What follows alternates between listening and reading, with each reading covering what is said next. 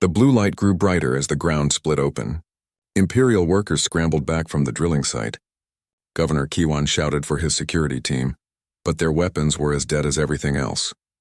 Only the light from the vault illuminated the scene. Dr. Jiwan pushed through the crowd. Her scientific curiosity overrode her fear. She stared down into the crack in the ground. Metal gleamed below, smooth and perfect despite being buried for thousands of years. "We need to get down there," she said. "We need to see what this is." High Chancellor Sujin had arrived, flanked by her guards. "Absolutely not. We don't know what we're dealing with. Seal this site immediately." "With respect, Chancellor, we can't seal anything," Hijin pointed out. "All our equipment is offline." Minho stepped forward. "I can open it properly. I can take you inside. But you must understand what you're about to see, and you must promise not to touch anything without permission." Sujin glared at him. "You don't give orders here, old man. This is an imperial matter now." "This was a human matter 50,000 years before your empire existed," Minho replied calmly. "And it will be a human matter long after your empire is dust. Now, do you want to see what's inside? Or do you want to stand here arguing while your equipment stays broken?" Sujin's face reddened, but she nodded. "Show us." Minho walked to the edge of the crack. He knelt down and pressed his hand against a smooth section of metal. The blue light pulsed once, twice, 3 times. Then a section of the ground slid away, revealing stairs leading down into the earth. They descended into the vault. Minho led the way, followed by Hiejin, Jiwan, Sujin, and a dozen others. Emergency lights activated as they moved deeper, illuminating walls of metal and crystal that hummed with power. The passage opened into a massive chamber. Everyone stopped and stared.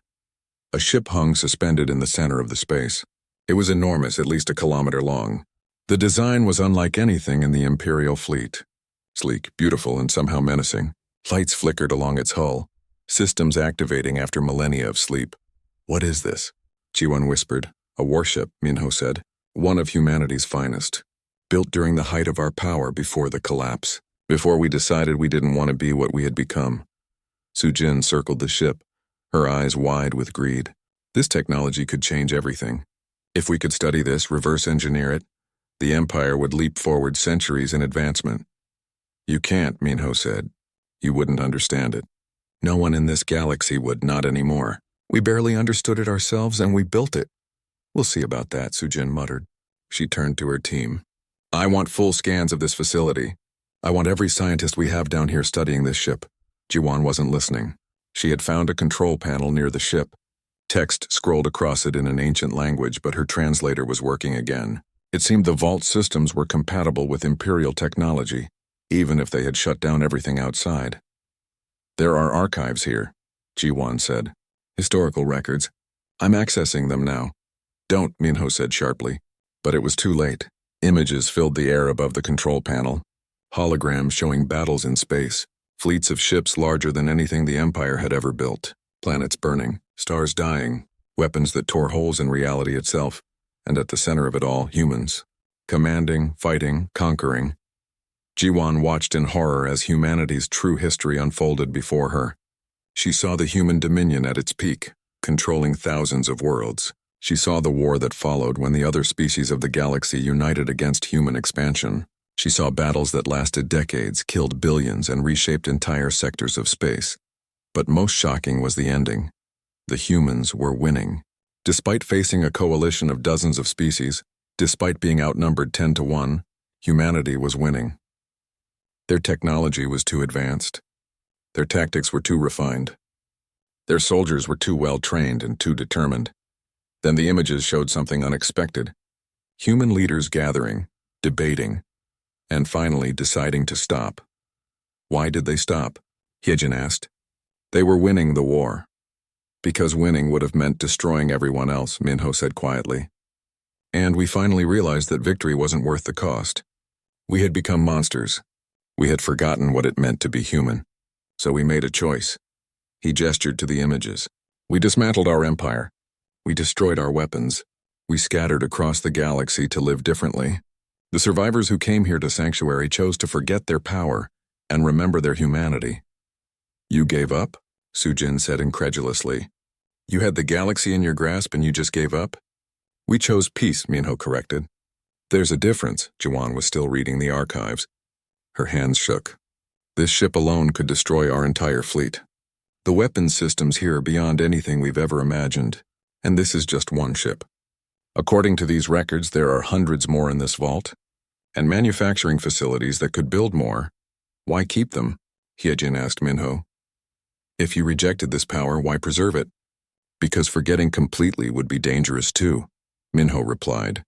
We needed to remember what we were capable of, so we would never become that again. The vault was meant as a reminder, not a resource. Sujin had been listening with growing excitement, but it is a resource now. With this technology, the Empire could unite the galaxy. No more wars, no more conflicts. Everyone under one peaceful rule. That's what we said too, Minho said sadly. Right before we started burning worlds. Before anyone could respond, alarms echoed through the vault. Imperial security burst into the chamber. Chancellor! There's an unauthorized transmission going out from the vault. Someone is broadcasting the archive data across the entire Imperial network. Everyone turned to look at Minho. The old man smiled slightly. I said you could see what was inside, he said. I never promised to keep it secret. The galaxy needs to know the truth, not just your leaders, but everyone. You had no right, Sujin shouted. I had every right. This is human history. It's our story to tell. Minho looked around at the stunned Imperial officials. Now everyone will know. Humanity didn't fall. We stepped down. We chose to stop being the apex predator, and we've been watching ever since, waiting to see if the galaxy learned anything from our mistake. Hyejin pulled out her communication device. It was working again, receiving messages from across Imperial space. News channels were already discussing the archives. Historians were analyzing the data. Politicians were panicking. The revelation was spreading like wildfire. The entire galaxy was learning that humanity had once been the dominant military power, that they had chosen peace over conquest, that they were still here living quietly on a forgotten world. What have you done? Hyejin asked Minho. Given you a choice, the old man replied. The same choice we once had. Now let's see if you make a better decision than we did the first time. High Chancellor Sujin's face had gone pale. The Empire will not tolerate this. You've destabilized everything. There will be consequences. Yes, Minho agreed. There always are. Admiral Youngsu arrived at Sanctuary with 200 warships. His fleet emerged from faster-than-light travel in perfect formation, filling the space around the planet with Imperial military might. On every ship, weapons powered up and shields activated. The message was clear. The Empire was done negotiating. Youngsu sat in his command chair and watched the planet rotate slowly on his main screen. Somewhere down there, 50,000 humans lived their simple lives, unaware that they had become the greatest threat to Imperial stability in 1,000 years. 3 weeks had passed since Minho broadcast the human archives. 3 weeks of chaos across the Empire. Protests had erupted on dozens of worlds. Citizens questioned their government's legitimacy. How could the Empire claim to be the peak of civilization when humanity had surpassed them 50,000 years ago? Some wanted to worship the humans. Others feared them. Many demanded answers their leaders couldn't provide. The Imperial Council had debated for days. Softliners wanted diplomacy. They argued for learning from the humans, for building a partnership. But hardliners like Youngsu had won the argument. The humans were too dangerous. Their very existence undermined Imperial authority. Open a channel to the planet, Youngsu ordered. Broadcast on all frequencies. A communication officer worked his console. Channel open, Admiral. Youngsu spoke clearly and firmly. This is Admiral Youngsu of the Imperial Fleet addressing the human settlement on Sanctuary. You have violated Imperial space. You have destabilized galactic peace. You possess weapons of mass destruction that threaten all civilized species. I am authorized to demand your immediate surrender. You will destroy all ancient technology. You will submit to Imperial authority. You have 1 hour to comply. He closed the channel and waited. Down on the planet's surface, the humans gathered in Minho's village. The elder stood at the center, surrounded by people from all the settlements. They had known this moment would come eventually. Minho's granddaughter Ji-young pushed through the crowd. She was young, maybe 25, with her grandfather's sharp eyes and a mind for engineering that surpassed most of the settlement. She had spent the last 3 weeks studying the vault, learning the systems their ancestors had built. Grandfather, we have to defend ourselves, Ji-young said. We have the means. The vault has enough technology to stop them. And if we use it, what does that make us? Minho asked. Alive, Ji-young shot back. Better to be alive and armed than dead and peaceful. Murmurs of agreement rippled through the crowd. Other young humans nodded. They had grown up hearing stories of their ancestors' power. They had learned to live simply, yes, but they had never forgotten what humanity was capable of. Minho looked at his granddaughter. He saw fire in her eyes, the same fire that had driven humanity to conquer the stars once before. The same fire that had nearly destroyed them. If we pick up weapons again, we won't put them down, he said quietly. That's what history teaches us. That's why we chose this path. Then we'll die for that choice, Ji-young replied. Is that really what you want?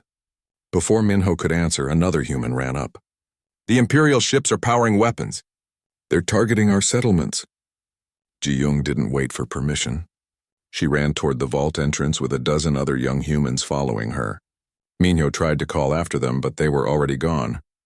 Deep in the vault, Ji-young found the control system she had been studying. Her hands flew over ancient interfaces that responded to her touch as if recognizing human DNA.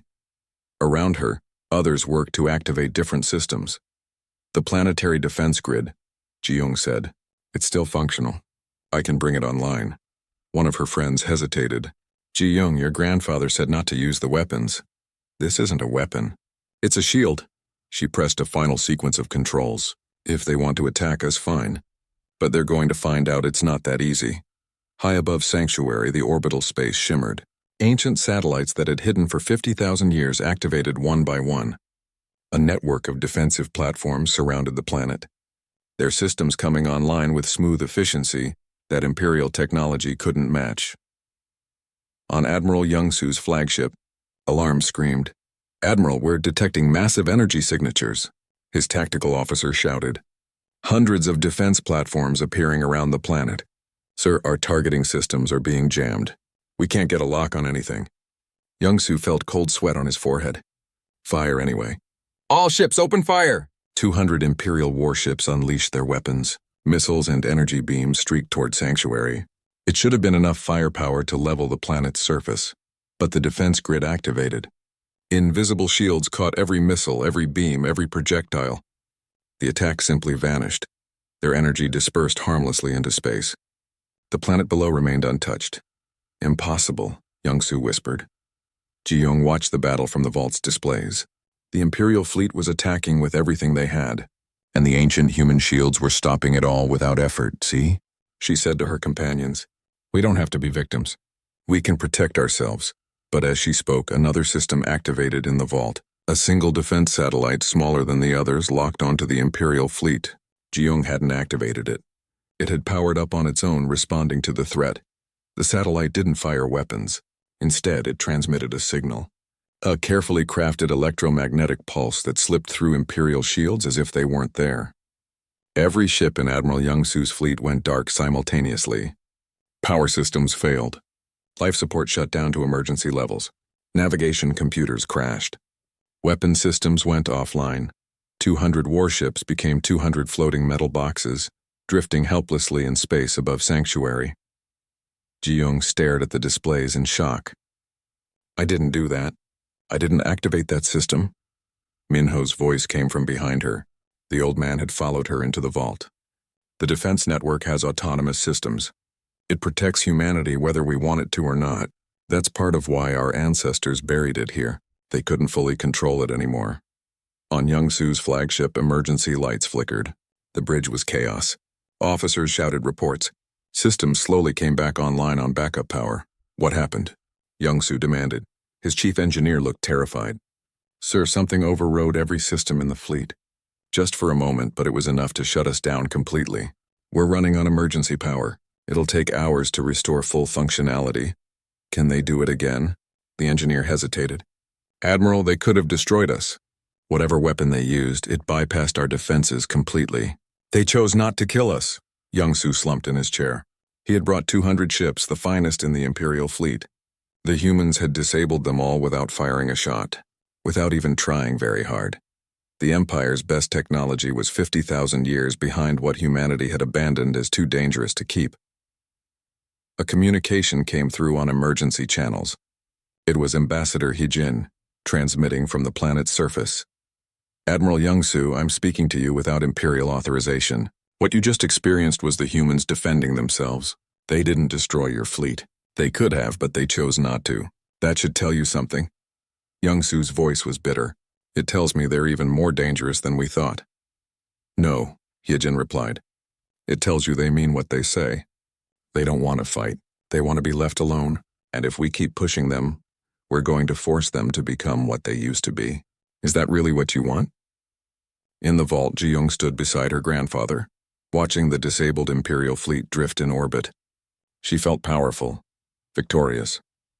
For the first time in her life, she understood what it meant to be truly human in the old way, and it scared her. Ambassador Hijin arrived on Sanctuary 3 weeks after Commander Taemin's initial report. She came with a full diplomatic team, scientists, cultural experts, and enough supplies to establish a permanent Imperial presence. Her ship landed near Minho's village, the largest of the human settlements. The news had spread across the empire like fire. Humans still existed. The supposedly extinct species had survived in secret for tens of thousands of years. Every news channel discussed it. Every scientist wanted to study them. Every politician wanted to claim credit for the discovery. Hijin stepped off the landing ramp and took her first breath of Sanctuary's air. It was clean and fresh, nothing like the recycled atmosphere of Imperial stations. She could see why the ancient humans had chosen this place. Minho waited for her with several other village elders. He looked exactly as Taemin had described, old, calm, and somehow knowing. Hijin had reviewed all of Taemin's recordings. She had studied every word the humans had said. Something about their manner bothered her, though she couldn't say what. Ambassador, Minho said, bowing slightly. Welcome to Sanctuary. We hope your journey was comfortable. Thank you, Elder Minho, Hijin replied. She returned the bow. The Empire is honored to meet you and your people. We have much to discuss. Over the following days, Hijin's team spread out across the settlement. Scientists examined everything. Dr. Ji-won, the head xenoanthropologist, seemed particularly fascinated. She spent hours watching the humans work and live. The humans were surprisingly cooperative. They answered questions openly. They showed the Imperial team their homes, their fields, their tools. They explained their customs and their history. Everything seemed simple and straightforward. But Ji-won noticed things that didn't add up. The humans' farming tools looked primitive, made of wood and stone. But they worked with impossible efficiency. The humans could plant and harvest twice as fast as any Imperial agricultural equipment. Their crops yielded more food per square meter than anything in the Empire's databases. The humans had no visible medical facilities, just some healers who used plants and herbs. Yet there was no disease in the settlement. No one was sick. Even the elderly like Minho moved with health and energy that medical science couldn't explain. The children learned incredibly fast.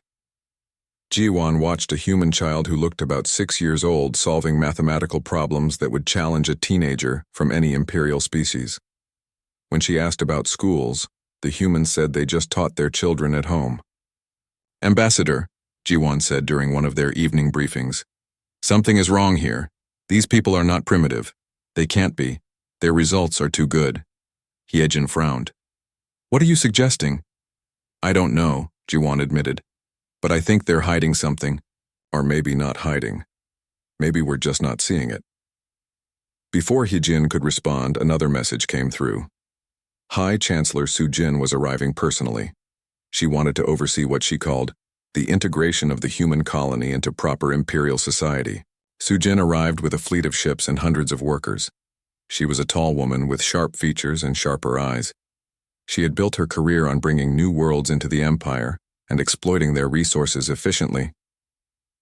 Ambassador Hyojin, Su-jin said as she toured the human settlement. This is remarkable. These people have survived in complete isolation. They clearly need our guidance to rejoin civilization. They seem to be doing well on their own, Hyojin said carefully. Doing well? Su-jin laughed. They live in wooden houses. They farm with their hands. They have no technology, no real medicine, no connection to the wider galaxy. We have a duty to help them. High Chancellor, perhaps we should ask them what they want. I have asked them, Sujin replied. Through proper diplomatic channels, they say they want to be left alone.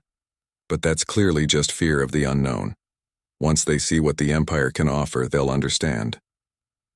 Construction began the next day. Imperial workers started building a spaceport on the edge of Minho's village. They set up power generators and communication arrays. They began surveys of the planet's resources. The humans watched, but said nothing. One evening, Hyejin found Minho sitting alone near the edge of the village. The old man was looking up at the stars. She sat beside him without asking permission. You're upset about the construction, she said. No, Minho replied. Not upset, sad perhaps, and tired. We're trying to help. I know. That's what makes it sad. Minho turned to look at her. You know why we call this place Sanctuary, Ambassador? Because your ancestors sought refuge here. Yes, but refuge from what? Minho smiled slightly. Not from danger, not from enemies. From themselves. From what they had become. Hyejin didn't understand. What had they become? Powerful, Minho said simply. Too powerful. They had technology that could reshape worlds. Weapons that could destroy stars. They had reached heights of achievement that made them believe they were gods. And like gods, they had forgotten how to simply be human. So they came here to go backward? To become primitive? Not backward. Different. Minho stood slowly. Tell me, Ambassador, when you look at us, what do you see? I see people living simple lives, without technology or modern conveniences. Exactly. You see what you expect to see. You see primitives who need your help. Minho's voice was gentle, not angry. But you're not looking closely enough, you're not asking the right questions. What questions should I be asking? Why are we so healthy? Why do our tools work so well? Why do our children learn so fast? Why aren't we afraid of your empire and your ships and your weapons? Minho put a hand on her shoulder. We chose to live this way, Ambassador. We chose it because we remembered what we were, and we remembered why we stopped. Before Hyejin could ask what he meant, alarms blared across the Imperial construction site. Something had happened. She ran toward the spaceport. Workers were gathered around a drilling site. They had been digging foundation holes for the new buildings.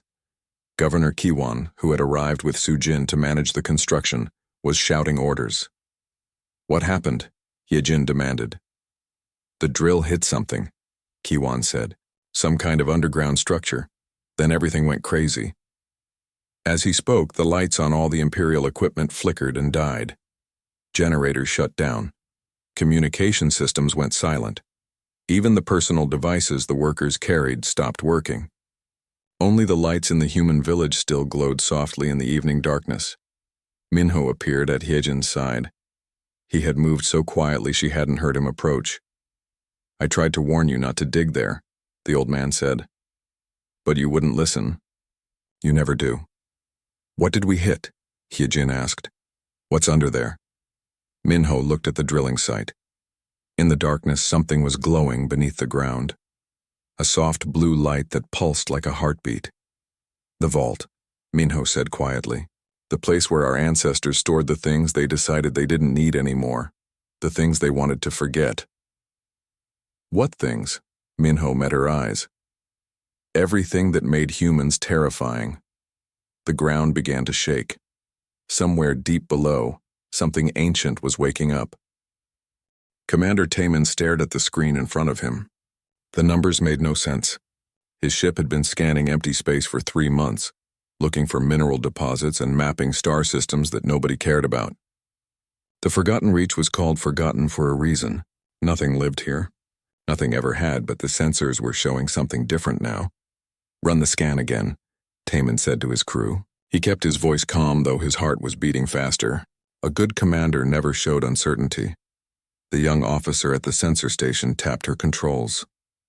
Same results, Commander. There's definitely something on that planet. Metal structures. Energy signatures. They're faint, but they're there. Taman leaned forward. Planet CR7749 sat on his main screen. A blue and green world that looked almost pretty. According to every map and database in the Vrelian Empire, it was empty. Dead. Uninteresting.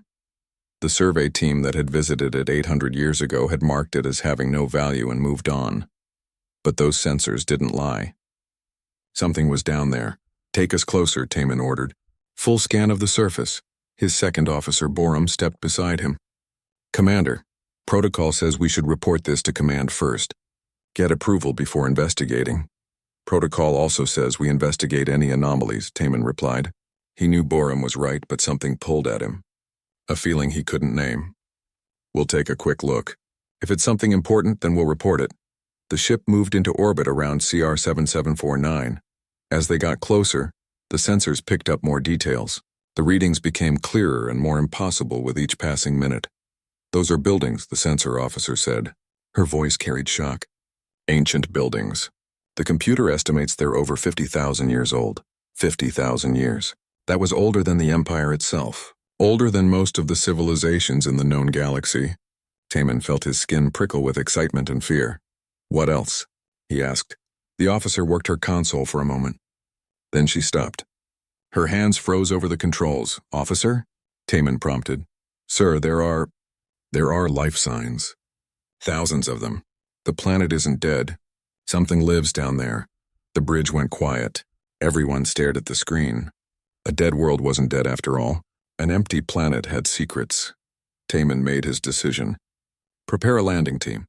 We're going down. 3 hours later, Taman stood on the surface of CR7749 with 5 crew members. The air smelled clean and fresh. Wind rustled through strange trees that reminded him of species from other worlds but weren't quite the same. In the distance, he could see smoke rising from what looked like a village. Stay alert, he told his team. Keep weapons ready, but don't aim them at anyone. We're here to learn, not to fight. They walked toward the village. As they got closer, Taman could see the buildings more clearly. They were made of wood and stone, simple structures that looked primitive. Fields of crops spread out around the settlement. He could see figures working in those fields, bent over plants. One of the figures noticed them. It stood up straight and stared. Then it called out to the others. More figures stopped working and looked their way. Taman raised his hand in what he hoped was a universal gesture of peace. His team walked slowly forward. The villagers gathered at the edge of their settlement. There were maybe 30 of them, ranging from children to elderly individuals. They wore simple clothes and carried farming tools. They looked curious but not afraid, and they looked human. Taman stopped walking. His mind went blank for a moment. Humans, real humans. But that was impossible. Everyone knew humans had gone extinct 30,000 years ago. The species had destroyed itself in some catastrophic war or plague. The records were unclear about the details, but the result was certain. Humanity was gone, except they weren't. They were standing right here looking at him with the same confusion he felt. An older man stepped forward from the group. He had gray hair and a lined face. His eyes were sharp and intelligent. He said something in a language Taman didn't recognize. Taman's translator device beeped and began working. After a moment, it spoke in the Imperial language. Welcome, travelers from the sky. We have waited a long time to see if others would come. You speak? Taman said stupidly. He couldn't help it. The shock was too much. The old man smiled slightly. Of course we speak. We are human, not animals, though I suspect you did not expect to find us here. No, Taman admitted. We thought humans were extinct. The old man's smile faded. Extinct? No, we survived. We have always survived. That is what humans do. He gestured to the village behind him. My name is Minho. I am the elder of this settlement. Come. You must have many questions. We will share food and talk. Taman followed Minho into the village, his team close behind. His mind raced with implications. A living human colony. Ancient ruins. A hidden civilization that the Empire knew nothing about. This was bigger than a simple discovery.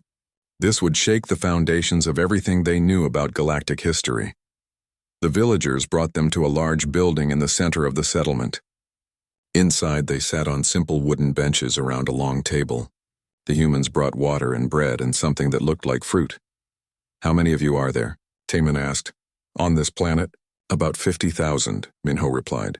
"We have 20 settlements like this one spread across the continents. 50,000 humans.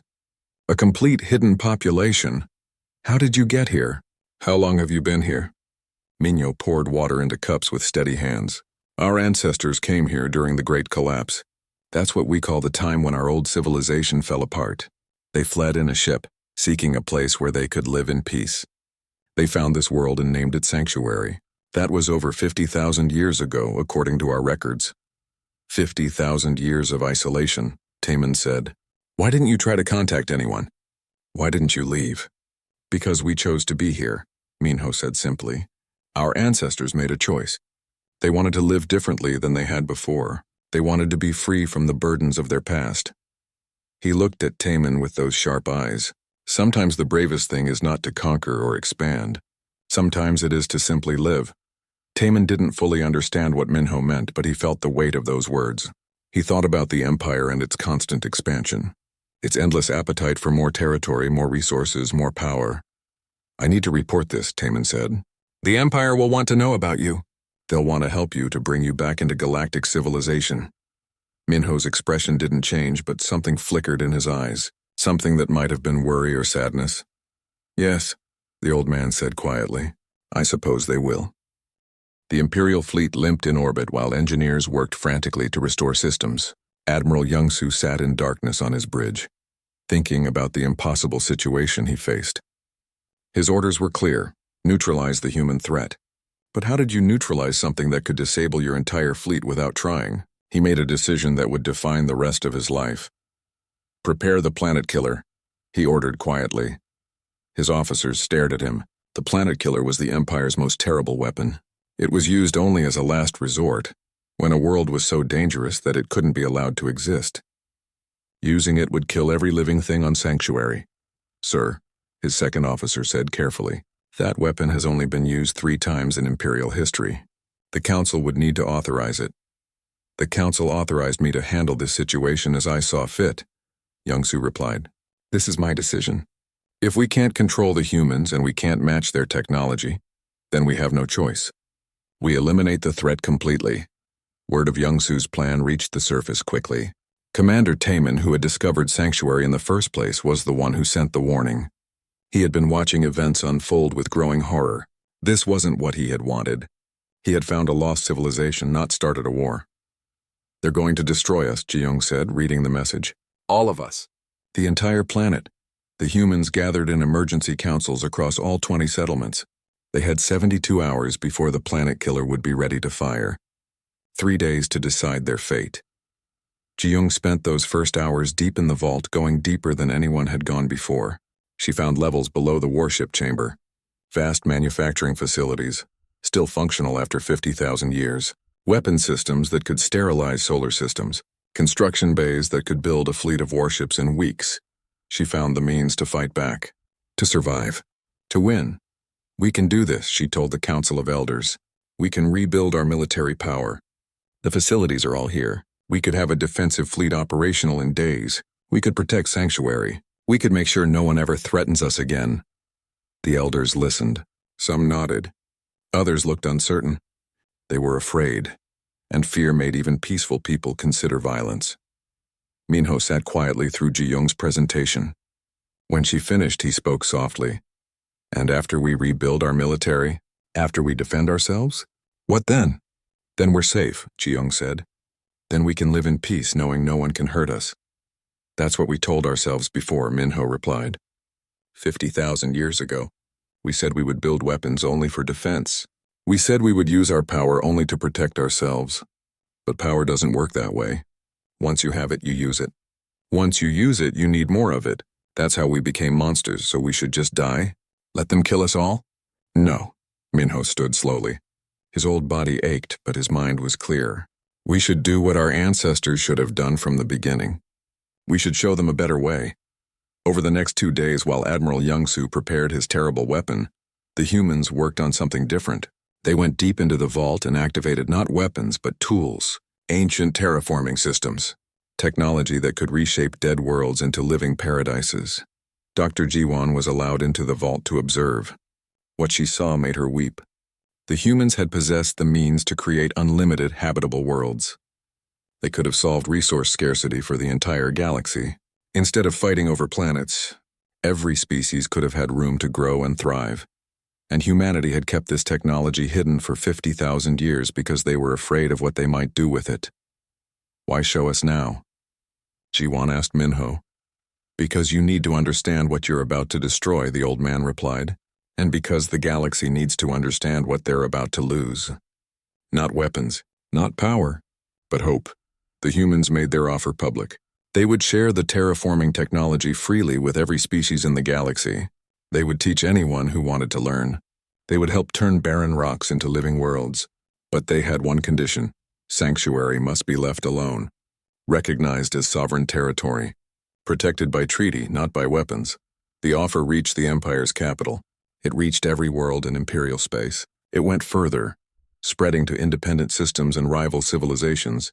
Within hours, billions of people across the galaxy knew what the humans were offering, and they knew what Admiral Youngsu was about to destroy.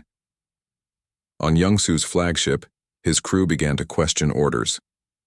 Why destroy the only people who could solve the resource crisis? Why kill the humans when they were offering help instead of threats? Taman made his move. He had been quietly gathering support among the fleet's junior officers, people who had seen the humans living peacefully. People who thought there had to be another way. When Admiral Youngsu gave the final order to fire the planet killer, his weapons officer refused. I can't do it, sir, the young woman said. I won't commit genocide against people who are trying to help us. That's treason, Youngsu said coldly. Then I'm a traitor, the weapons officer replied. Around the bridge, other officers stood up. Security personnel laid down their weapons. Taman walked onto the bridge with a dozen other commanders from different ships in the fleet. Admiral Youngsu, Taman said, you're relieved of command. Take him to the brig.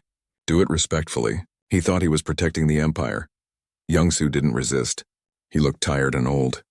You're making a mistake. They're too dangerous to live. No, Taman replied. They're too valuable to die. That's the difference. The mutiny spread across the fleet. Within an hour, command had shifted to officers who opposed destroying Sanctuary. The planet killer was powered down and would never be used. News reached Ambassador Heejin first. She was in Minho's village when word came that the crisis was over. She found the old man sitting in his usual spot looking at the stars. You won, she said. Nobody won, Minho replied, but maybe nobody lost either. That's better than usual. The Empire is in chaos. The government is collapsing. People are demanding change. They want to know why we were so ready to destroy you instead of learning from you. Good questions, Minho said. Hard questions. The kind that lead to growth if you answer them honestly. Over the following months, a new government formed in the Empire. Heijin became part of its leadership. One of her first acts was signing the Sanctuary Accords, formally recognizing human sovereignty and establishing mutual cooperation instead of domination. True to their word, the humans shared their terraforming knowledge. Teams of human engineers traveled to other worlds, teaching and helping. Dead planets bloomed into life. The galaxy expanded into new territory without conflict over existing worlds. Ji-young was one of those who left Sanctuary. She traveled the galaxy as a teacher and peacekeeper, carrying the hard-learned wisdom of human history. She learned to use her brilliant mind for creation instead of destruction. But she always came home to Sanctuary eventually. Minho lived to see the transformation begin. He watched human children playing in the fields while ships from a dozen species came and went in peace. He saw his people remain true to their choice while still engaging with the galaxy. On his last day, Heijin visited him. The old man was very frail now, lying in his bed. Thank you, she said, for showing us a different path. We just showed you what we learned the hard way, Minho replied. His voice was weak but content. That real power isn't about dominating others. It's about choosing not to dominate even when you can. That's the hardest choice, but it's the only one worth making. Minho passed away peacefully that night, watching stars through his window. Across the galaxy, other human colonies began revealing themselves. Each had preserved different aspects of humanity's heritage. Some had focused on art and culture, others on philosophy or science. A few had even maintained limited technology. Together they formed a loose network. Not an empire, not even a formal alliance. Just humans choosing to live as they thought was right, while staying connected to each other and the wider galaxy. The human question became the defining philosophical debate of the age. Why had such a powerful species chosen simplicity? How did they resist the temptation to dominate when they clearly could? Different species reached different conclusions. But they all had to grapple with the uncomfortable truth that humanity had faced and overcome a test most civilizations never even recognized, the test of restraint. Years later, when Ji-young was teaching at a university on an imperial world, a student asked her the question everyone wanted answered. If your people are so powerful, why don't you rule the galaxy? Why let others make decisions that affect you? Ji-young thought about her grandfather, about the choice humanity had made 50,000 years ago, about the choice they made again when faced with annihilation. Because ruling the galaxy isn't the goal, she said. Living well is the goal. Being human is the goal, and you can't be truly human while standing on someone else's neck. We learned that lesson. We paid for it with blood and tears and the ashes of worlds, and we decided we would never forget it again. She looked at her diverse class of students from a dozen different species. That's humanity's real gift to the galaxy. Not our technology, not our knowledge, but the example of what it means to choose peace when you have the power to choose war.